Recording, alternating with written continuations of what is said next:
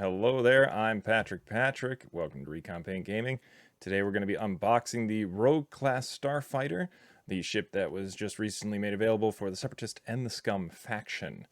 Currently, it's on sale for $47.99, so a little bit more expensive than what you're used to. But it is two ships, it is for two factions, and there is a lot of content inside this pack. So without further ado, let's get a looking. So inside, you're going to get 4 sets of dials because it is 2 ships per faction. So they're going to give you basically one dial for each ship for each faction. You're going to have your 2 basically status tokens, one for the tracking fob, one for guarded. And then you get some lock tokens, numbered tokens. This was interesting.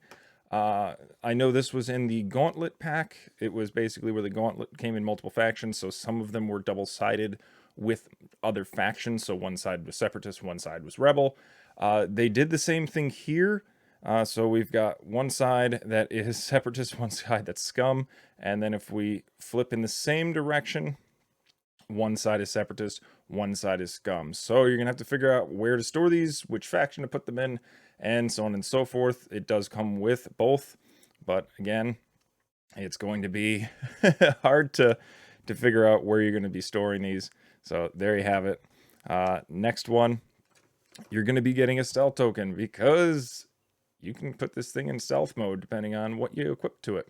You've got calculates and focus for both factions because you're going to be calculating with the droids, focusing with the Scum pilots, and of course the, don't shoot because you're going to be cloaked. Fuse markers because this thing does take bombs, and some evades because it can evade. The bomb they give you with this pack is going to be the Blaze Bomb. They also give you some strain. They also give you some ion because you can be passing those off, and also some charges for some of your pilots and some shield tokens.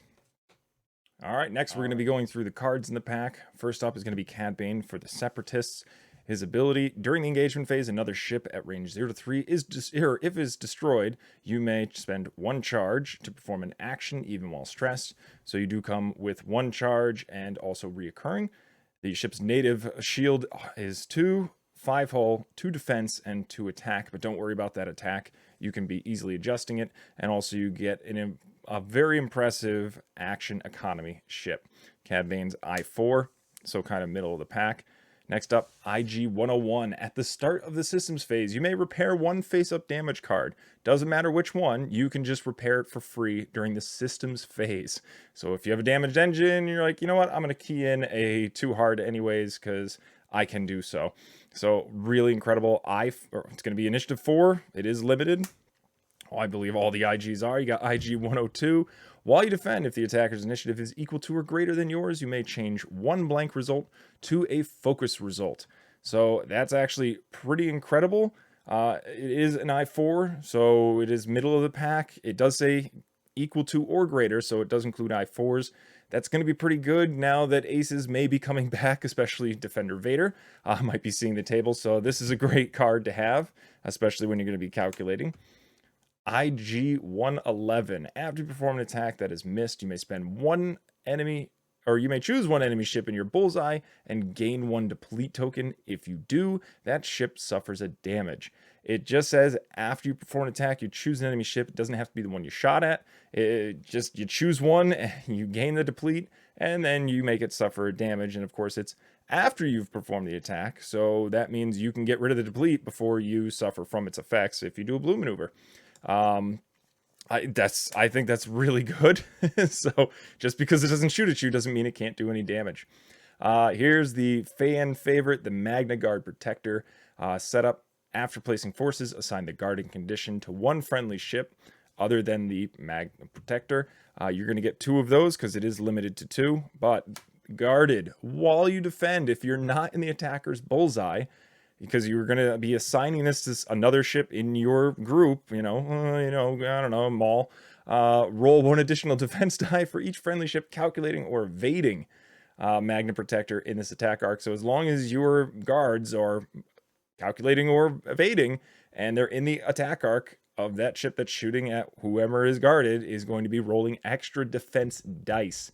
So you could be rolling an extra 2 dice if you play your cards right. You're going to get the Magna Executioner Guard. It's I3. Not too bad. You're going to get 2 of those. And then finally we head over to the Scum. Cad Bane, the infamous bounty hunter. This ability is pretty devastating in the right hands. After you perform an attack that hits, you may spend 2 charges to transfer 1 non-lock red or orange token to the defender. So you just got to hit, and bada bing, bada boom, you spend 2 charge, and you can transfer your stress that you got, maybe even an ion that you possibly got shot with, or you got hit by a bomb. Like, yeah, it's pretty incredible.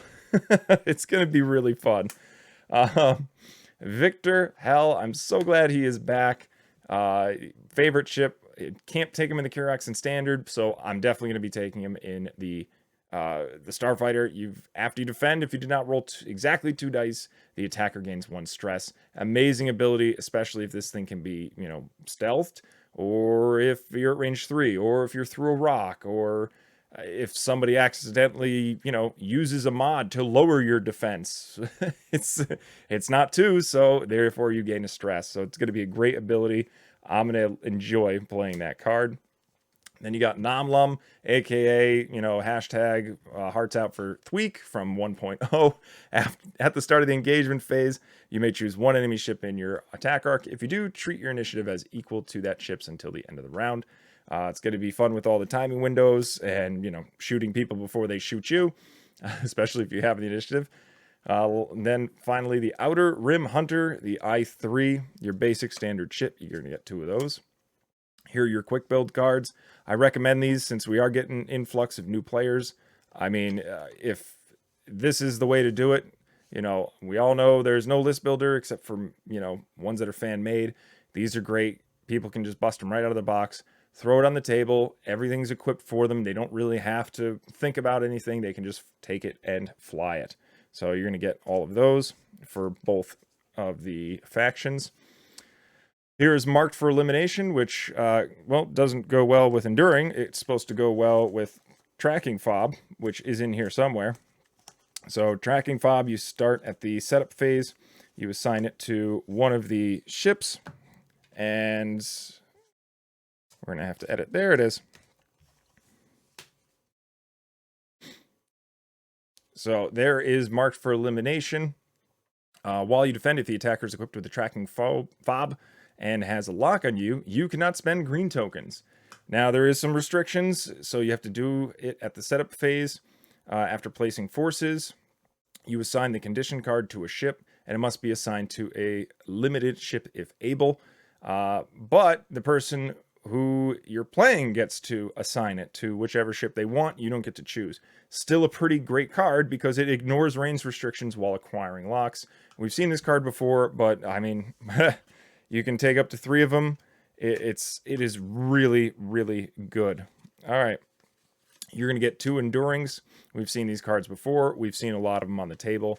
Basically allows you to cancel crits and then also take actions of focus and calculate even while stressed.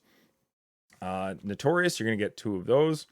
After you defend, if the attacker's in your firing arc, you may spend a charge. If you do, the attacker gains a strain. While you perform an attack, if the defender is strained, you may re-roll 1 blank result. So, not a bad card. Pretty steady. A blast from the past. Freelance Slicer. I always say Splicer, but it's Slicer. While you defend, before attack dice are rolled, you may spend 1 lock you have on the attacker to roll 1 attack die. If you do, the attacker gains 1 jam token. Then on a hit or a crit result, gain 1 jam. So it's really good if you're spending the crit or spending the lock to make them lose whatever modifications they have. So here you go. You're going to get some Ion Cannon. Really good card. I like this cannon. It easily bumps your attack up to 3. It does cancel any hits or crits after the first damage and then assigns ions instead. But it does make you a 3 attack die ship. So it actually is pretty good, especially when you have a new ship that only has 2 attack dice. All right. You're going to get the new Proton Cannon. It takes up 2 cannon slots because this ship can take 2 cannons or can take a cannon that takes up 2 cannon slots. You've got your Bullseye firing arc with 4 attack dice, range 2 to 3. It's an attack. You have to spend both charges to fire, but they do reoccur 1 charge per turn, so you can fire every other turn. in order to basically change a focus or a hit to a crit. And that's amazing, I think. I want to test this out. I want to see how many times I can get that bullseye on something and just pump some serious damage through, especially crits in certain scenarios. Next up, what I'm assuming everyone's just going to be putting on the the rogue, the synced laser cannon. Of course, they give you 2 of them if you don't have any. So it makes you a 3 attack die ship. I don't think most people are going to pay attention to this ability for the Scum faction because they can't take calculates unless, you know, they do they can get calculates, but they take focus naturally. If you're calculating, the defender does not apply a range bonus, but at that point, you're firing at 2 to 3. You got 3 attack dice, and when you hit range 1, you're back up to 3 dice anyways. It's just going to make it a nice ship. Those did go up by a point. I think they're 8 points now. It doesn't matter. These things have, I think, 18 points to spend on upgrade slots. You've got plenty of points to spend. They're going to give you 1 Blazer Bomb card. We're not going to go over those rules because they're a mile long. 2 independent calculations, going to be a great card. We'll see if people want to do the independent calculations. People think now it is worth taking. I just, you know, it's going to be, do you want your ship to have 1 calculate and your other to have a calculate and they share it, or both just get 2 and use it at their own leisure? That's playstyle, you know, tactics and stuff like that. Here's where the Scum can get calculates for nothing, but at a price. Basically, you can gain 3 calculate tokens by spending your charge if you're not stressed, but then during the end phase, if your charge is inactive, for each green token that you have or have to remove at the end of the turn, you gain a strain token. So, you know, for 1 turn of glory, you're really suffering for the rest of the game. And then last, this is this card wins the pack. It is the Xanadu Blood. Unfortunately, it only goes on Cad Bane. You've got a crew slot, a bomb slot added, and then you also gain a cloak action that's red. Even though it's red, I still think that's really good. You've got also a crew slot and a bomb slot. I mean, Cad Bane's going to be a monster on the table because he's going to have lots of options, especially with a crew that you can put on there and do some shenanigans. And then also you're going to have a bomb slot. And even, I mean, I can already think of some crew that, you know, can help me re-roll your defense dice and, you know, I gain a stress, but then I can just pass that stress off to you if I hit.